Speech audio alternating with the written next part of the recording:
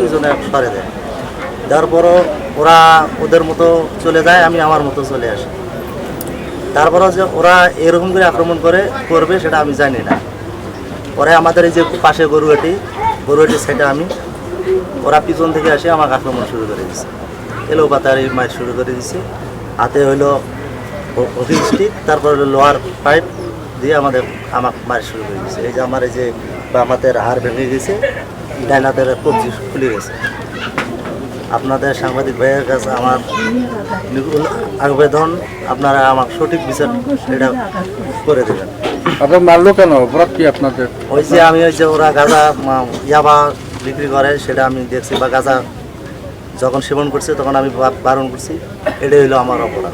প্রতিবাদ করার জন্য আপনাকে এটা জন্য আঘাত করছে।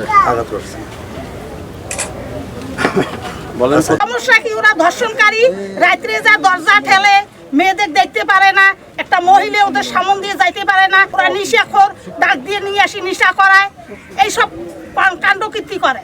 একটা আইতে দরজা আমাদের স্বামী নেই, আইতের মধ্যে যা ওরা দরজা ঠেলে, কেন ওরা দরজা ঠেলবে? বিষয় ওদের ছেলেরাই, ওই সিদ্দিকের ছেলেরাই ওরাই মাদক সেবন করে এবং বিক্রি করে। সেই রাইতে সমস্ত রাত এই বাজারে ঘুরে ফিরে করে। মানে সময় সময় আমি তাদেরকে বাধা দিই, তোরা এত রাত্রে এখানে ঘুরে ফিরে করেন কেন? আমার তো সমস্যা হয়, নিরাশা। এবং ওর একজন ভাগ্নে আছে, ওই যে ওর বাড়ি হলো ওই বাজারে, নাম নয়ন। ওদের ভয়ে কেউ এখানে যদি একজন গাক মার্ডার করিয়ে থিয়ে যায়, কেউ প্রতিবাদ করতে সাহস পায় না যে কখন আমাদের কি করে বা তদন্ত চাইছে।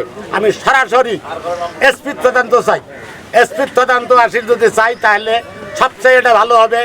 এই মনে করো যে কুড়িগ্রাম ডিস্ট্রিক্টের মাথা হলো এসপি যদি এটা তদন্ত দেয়, তাহলে এখানকার জনগণ বুঝবে বা এসপি সাহেব বুঝবে যে এখানে তারা কতটুক মানে ভালো না মন্দ, কুখ্যাত না ভালো, এটা সবাই বুঝবে। হ্যাঁ।